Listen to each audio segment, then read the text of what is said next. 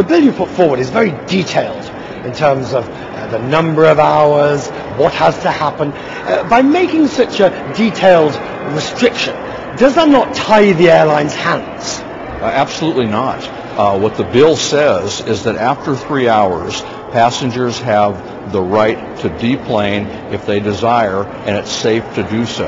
It also, if you read the bill, states that if the pilot believes within a certain frame of reasonability that they're going to take off within the next 30 minutes, that can be delayed twice. So it's up to 4 hours. The EU already has such a Bill of Rights, but the airlines use their get-out clauses to avoid compensation by claiming extraordinary circumstances.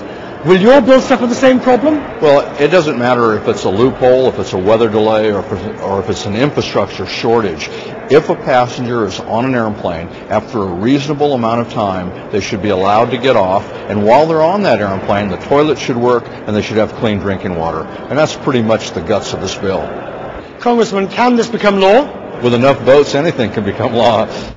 With governments around the world considering new laws to protect passenger rights, perhaps we'd all do well to remember the words of Abraham Lincoln, whose memorial is at the heart of Washington.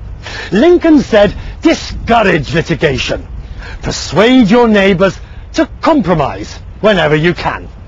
So, in the spirit of compromise, let's consider the position from the airline's point of view. How did they handle major disruption?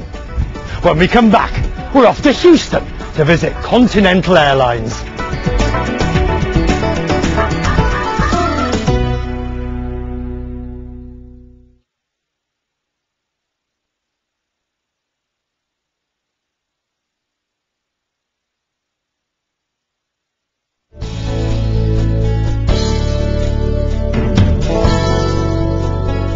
Welcome back to CNN Business Traveler.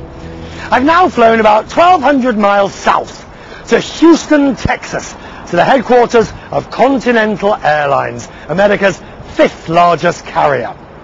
All too often when we're flying, we feel we're just small cogs in the machine, that no one really cares. So we're going to meet the people who are actually controlling this airline to see how it is they ensure we do get to our destinations pretty much on time. And I can tell you, it's a complicated business running an airline. Let's get a roll call, see who's on the phones out there. Hey Mike, good morning, Houston. John Weaver from Express Jets on.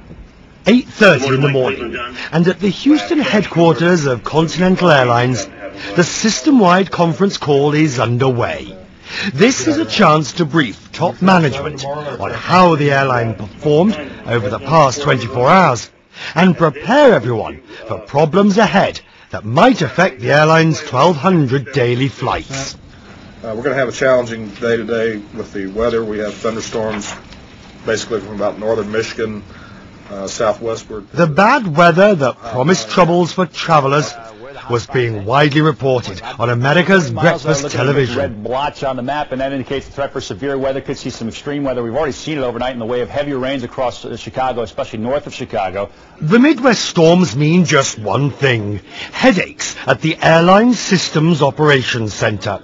It's the heart of Continental and runs the entire system. Every plane, every flight and every passenger across the network is being tracked right here.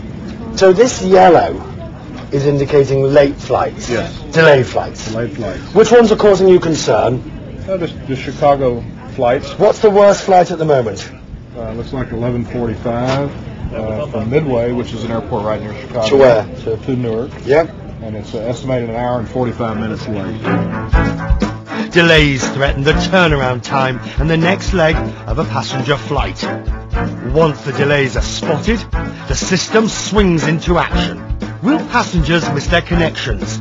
Can an earlier landing slot be freed up? What should be done to keep the network moving?